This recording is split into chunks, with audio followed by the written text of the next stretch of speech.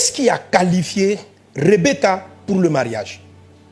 C'est son cœur de soumission. C'est son cœur de soumission. Ça veut dire quoi une soumise? Quelqu'un qui est soumis, c'est quelqu'un qui aime servir les autres. C'est quelqu'un qui aime décharger, qui aime porter le... Parce que je vous ai expliqué, c'est que la soumission, c'est quoi? C'est aimer décharger les uns et les autres. Ma soeur, tant que Dieu voit que tu ne cherches pas à décharger les gens, tout ce qui t'intéresse, c'est ta propre vie. Amen. Le serviteur d'Abraham va poser cette condition-là. Il a dit, Seigneur, pour que mon voyage réussisse, voici le signe que je vais demander. La fille à qui je vais demander à boire et qui me proposera aussi de donner à boire à tous mes chameaux, soit celle-là que tu as destinée à mon Seigneur Isaac. Donc celle que tu as destinée. Notez bien la façon dont il cherche à reconnaître la femme de Isaac. Par un élément de vertu, un élément de bonté. Alléluia. Amen. Il va pas, vous voyez, si vous voulez chercher votre conjoint, ne faites pas ces genres de prières qui vont vous amener dans l'erreur. Seigneur, si aujourd'hui là tu veux me montrer l'homme de ma vie, je soupçonne que ce soit ce frère là, qu'aujourd'hui il vienne en chemise rouge, qu'il arrive en chemise bleue. Ce ne sont pas des bons signes.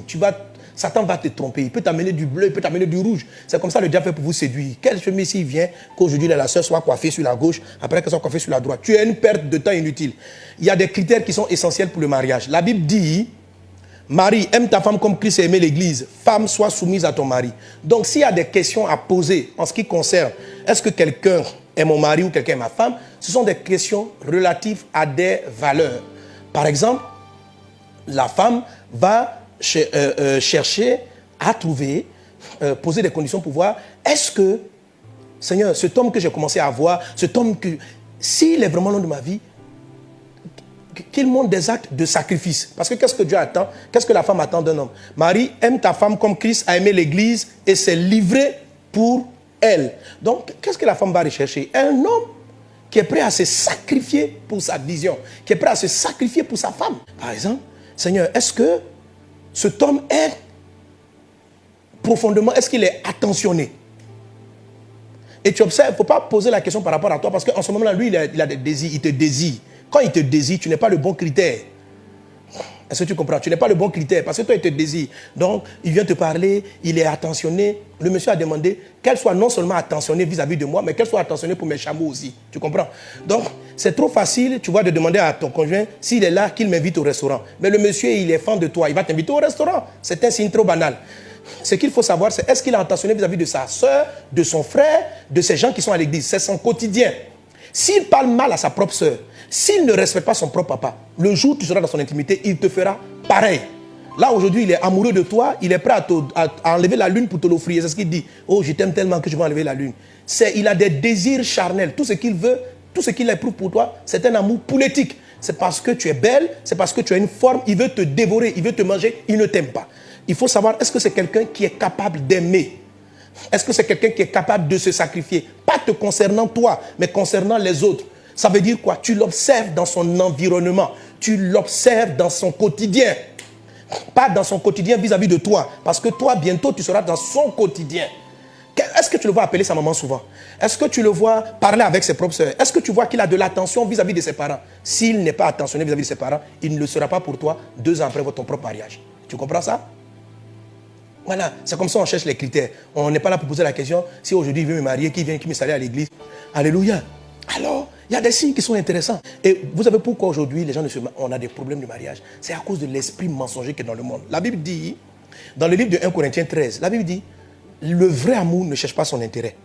Vraiment, pourquoi tu veux épouser cette femme-là? Non, elle est bien, elle me parle, elle sait faire la cuisine que j'aime, elle sait me parler. Tu vois, tu te rends compte que tu es le centre de l'histoire. C'est toi, qu'est-ce que toi on te fait, qu'est-ce qu'on te donne, qu'est-ce que la dame là, tu ne l'aimes pas. C'est que tu vois en elle juste un poulet que tu vas dévorer pour son goût. Ce n'est pas cette fois-ci un goût physique, mais c'est un goût émotif. C'est un goût émotionnel, c'est un goût de tempérament. Et c'est la raison pour laquelle les couples sont désastreux. La Bible dit, l'amour ne cherche pas son intérêt. L'amour qui vient de Christ et qui engendre une famille bénie, l'amour qui vient de la vérité. La Bible dit, vous connaîtrez la vérité vous affranchira. Alléluia. Du côté de la femme, c'est ce qu'on appelle l'amour de la soumission. La femme donne.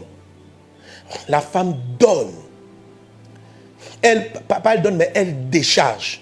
Du côté de l'homme, c'est l'amour sacrificiel. C'est-à-dire, Marie, aime ta femme comme Christ a aimé l'Église. C'est-à-dire, il s'est donné pour elle. Il s'est sacrifié. L'amour, c'est quelqu'un qui regarde les gens. Et comment Jésus-Christ a aimé l'Église? C'est très simple. Il nous a regardés pendant que nous étions encore pécheurs, pendant que nous étions encore dans les défis, dans les difficultés. Il est tombé amoureux de nous. Jésus nous a aimés.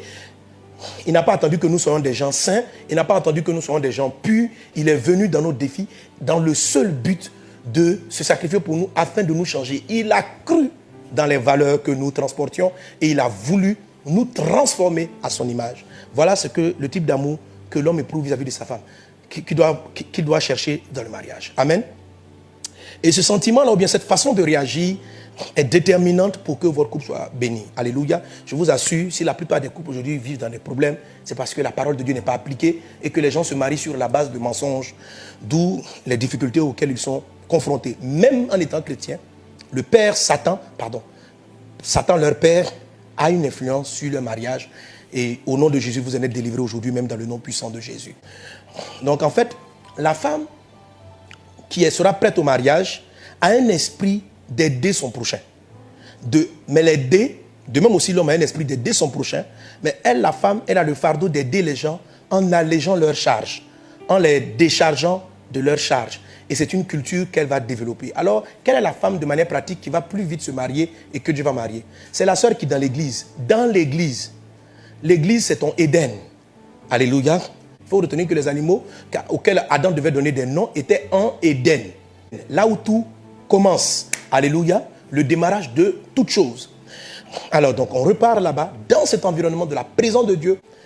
Et l'homme devait s'occuper des animaux, prendre soin d'eux, leur donner des noms, sans attendre quelque chose en retour. C'est pareil vis-à-vis de la femme.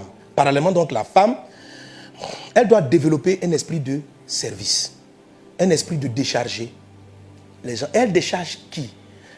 Ma soeur, il ne faut pas chercher à décharger seulement les hommes dont tu es amoureux ou tu penses pouvoir marier. Quand Rebecca a vu le vieux monsieur, c'est pourquoi j'ai dit au début, regarde, on dit l'ancien serviteur d'Abraham. Donc c'était un gars qui était vieux. Elle-même, elle savait qu'elle ne pouvait pas le marier. Donc quand il a demandé, donne de l'eau à ses chameaux, donne-moi de l'eau à boire, elle n'a pas donné de l'eau parce qu'elle attendait quelque chose. Je vois des soeurs qui veulent se marier, elle dit, pasteur, je fais la cuisine pour les frères à l'église. Mais tu fais la cuisine seulement des frères de qui tu es amoureuse. Pour rencontrer l'homme de ta vie, il faut que tu rentres en Éden. C'est-à-dire, tu vas rencontrer des gens. Et qu'est-ce que tu dois faire vis-à-vis de ces personnes? Tu dois cultiver l'art d'aider sans calculer. Donc tout ce que pasteur a expliqué, l'esprit de soumission, là, elle va appliquer sur la personne qu'elle estime être son potentiellement futur conjoint. C'est parce ce qui s'est passé avec Rebecca. C'est une culture. Pourquoi Rebecca est partie vers ce monsieur? Tout simplement parce qu'elle avait un cœur serviable. Le monsieur a dit, ma fille, madame, j'ai faim, j'ai soif, pardon. Et il ne lui a pas parlé des chameaux. Dès qu'il lui a dit, elle dit, mais vos chameaux. Et c'est comme ça qu'on l'a reconnue qu'elle était la femme de destinée. Donc qu'est-ce qui déclenche? Qu'est-ce que le père attend pour déclencher que tu es la femme de destinée? C'est cette attitude. Pourquoi toi tu sélectionnes les gens que tu vas aider? Et quand tu remarques un frère qui t'a l'air intéressant, c'est là maintenant tu manifestes de l'intérêt, tu vas à ses fêtes anniversaires, tu fais tout pour tourner autour de lui là-bas. Là. Dieu n'aime pas ça. Dieu n'aime pas ça. Ce que tu es en train de faire, c'est un amour politique. Tu recherches ton intérêt. Tes gestes de bonté sont calculés. La manière dont tu es affable devant la personne, tu utilises un langage doucereux et puis après, tu parles mal aux autres frères du quartier. C'est de l'amour politique. Tu n'es pas prêt à te marier selon Dieu. C'est pourquoi, si ton père, parce que c'était une attitude du malin, décrète, lui, il va te créer des désirs pour les faux types. Mais si tu laisses Dieu contrôler ta vie, il va t'amener à tomber amoureuse des personnes. Mais comment je recrée en moi l'atmosphère Éden? Je m'occupe des chameaux. Je n'ai pas besoin. Ça veut dire, Rebecca, là, c'était sa culture. C'est pourquoi c'est une des meilleures femmes, meilleure épouse dans la parole de Dieu. Une des meilleures épouses dans la parole de Dieu. Et le meilleur couple